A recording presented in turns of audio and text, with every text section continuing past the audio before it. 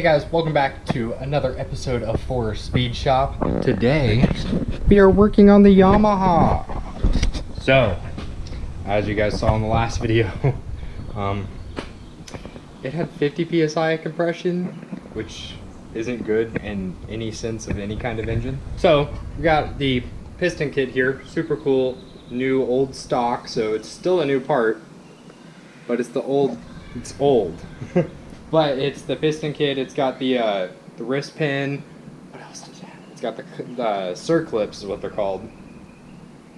Of course, the piston, and then the piston rings. So we're gonna throw this thing together. All I gotta do is pull the exhaust off, pull the head off, and the jug off, and then we'll go to town. So we're gonna get to that. I got a head strap mount again. Finally, my last run got lost in the Colorado River a couple years ago.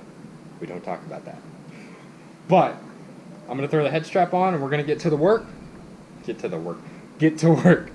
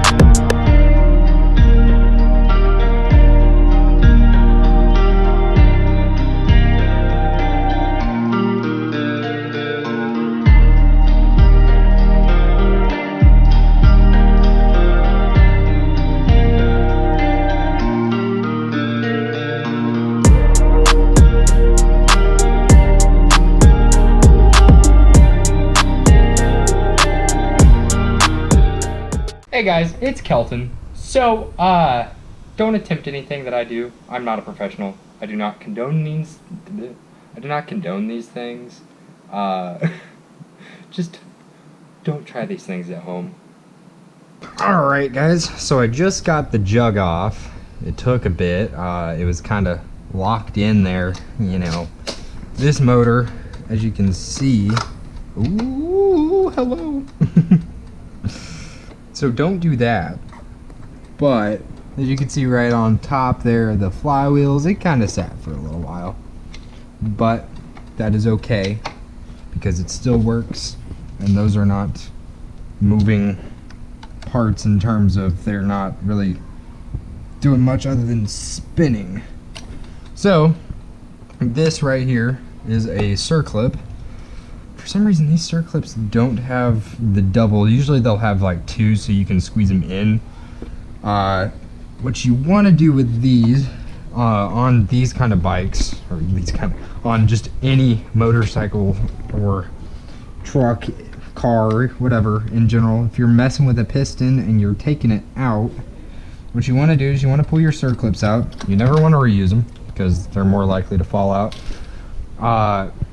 Grab yourself a deep socket like this, but you want something that'll fit into that wrist pin, or slightly skinnier than that wrist pin that's in there.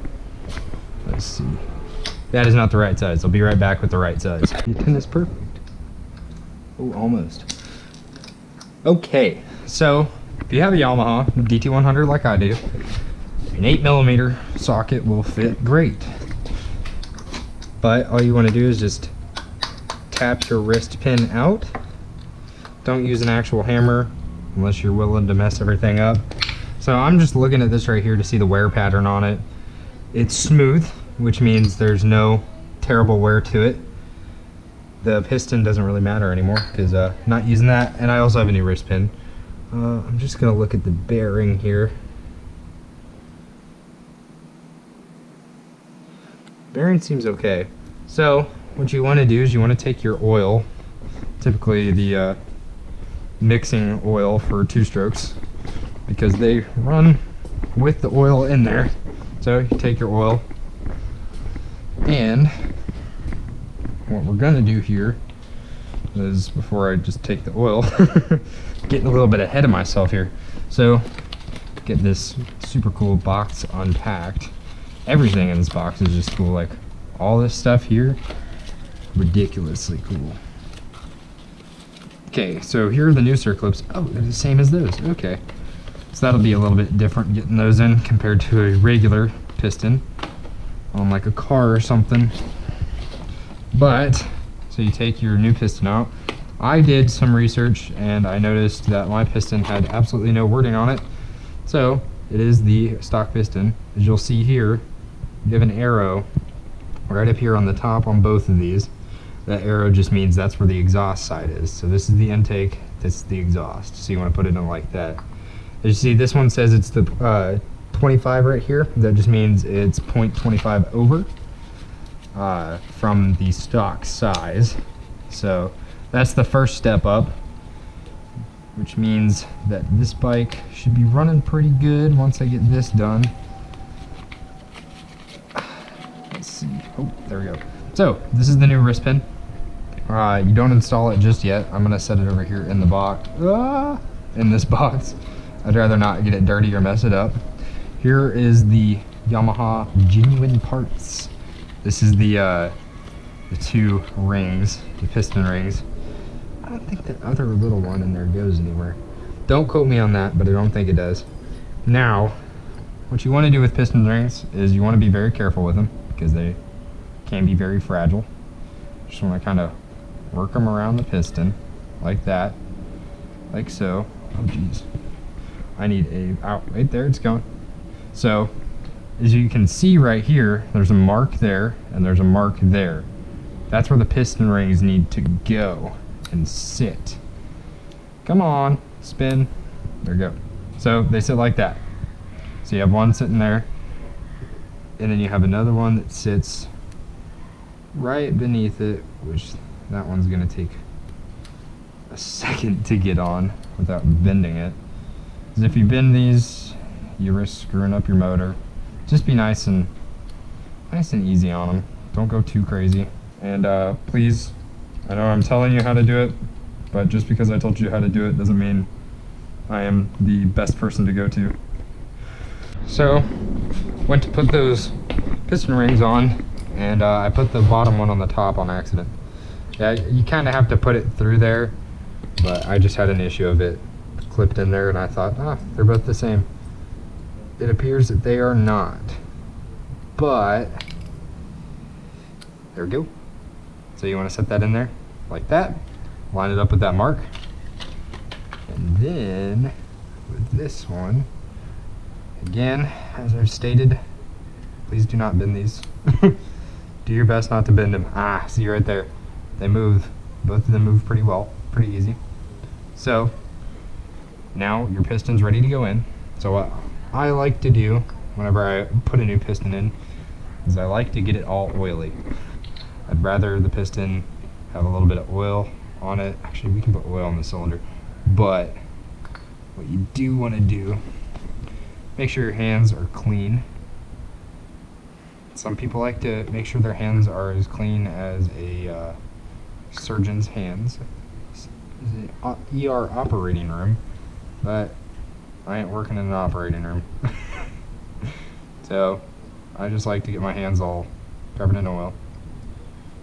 Get a little bit of oil inside the right inside where the wrist pin goes in,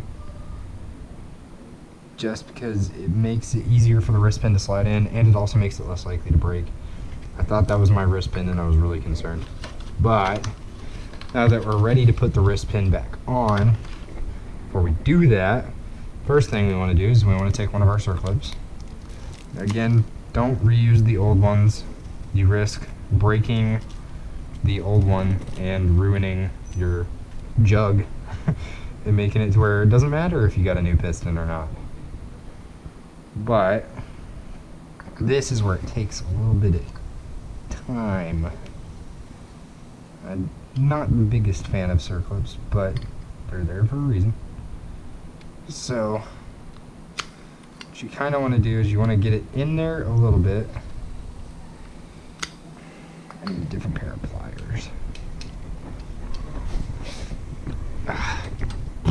Okay, so take your circlip, take this end right here, the open end, at least for Yamahas. I don't know how it is for other bikes, or for DT100s I should say. So you stick that in, just kind of work it in there, and you might get it first try, you might not. Don't worry if you don't. These things are a pain in the keister. Okay, see, it went right in. I like to just push around the edge of it just a wee bit. You can usually do that better with a proper flat blade screwdriver. Come on, there we go. You hear it clip in. So again, make sure your arrow here faces the correct way. So because I did this, I have to go change sides on the bike. So this is just making it easier on me to change to this side so I can do all this. Now, what you really want to do here is don't drop it in your oil or get this thing soaked. Pre-lubrication makes your motor last longer.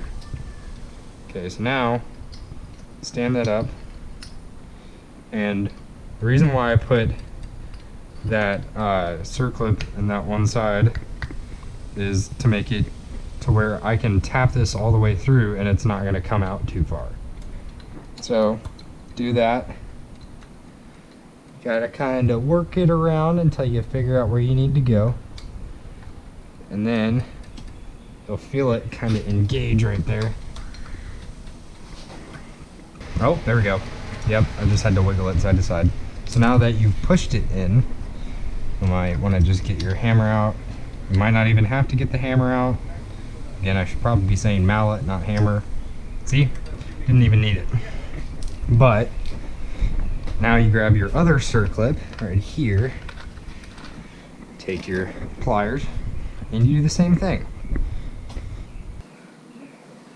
Okay. That's not all the way in. I'm just trying to be it in. There we go.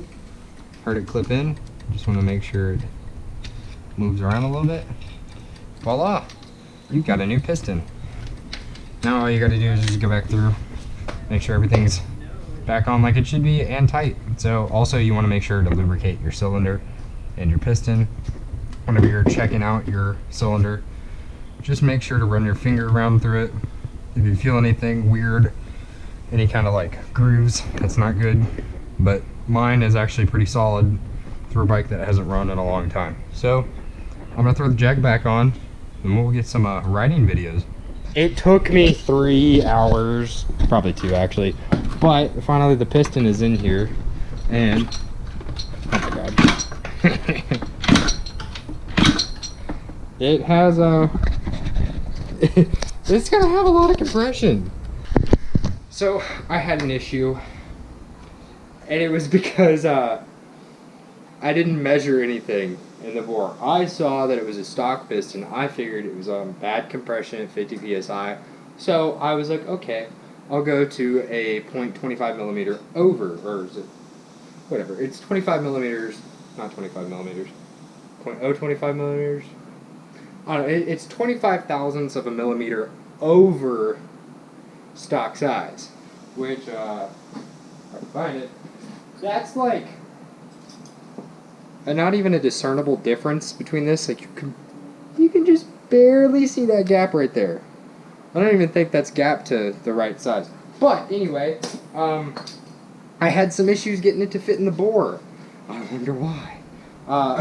It wasn't the right size. It was actually too big. But I used a honing tool from O'Reilly's. O'Reilly's sponsor me, that'd be cool. But I used this honing tool from O'Reilly's. I broke these things a lot. Hey, fun fact, if you ever get one of these honing tools from O'Reilly's, use super glue if any of the pieces fall off, because apparently Gorilla Glue works better than whatever stuff they use to put it on there. Anyway, I had to hone it out for about a couple hours, an hour or two, and finally, just a minute ago, it broke. That was the 4th time it's broken on me. Nice. Had to fix some stuff, and cannibalized another one that already broke on me. Had to go buy a new one, cannibalized the old one, super glue some stuff back onto the new one after some stuff broke off of it. But I finally got it to work at it as it broke the last time. I just was like, screw it, I'm gonna put it on it, and it works. So I'm gonna throw the head on it, and we're gonna fire this baby back up. So I'll see you guys when I go to start it. Oh, that's bright. Hey guys, welcome back. What is it? Oh god, it's fogging up. It's like 3 days later. I got everything going. I had to get a new spark plug, and then I rode it around again, and just to make sure everything was working, and had to get another spark plug for it because 2 strokes, and also it was running pretty rich. So I got to tune it just a little bit more rich. I had actually untuned it to pretty lean, and it was just too lean for my likes. So I'm going to tune it back just a little bit better, and then we're going to hop on it. We're going to ride it around real fast. So let's get to it.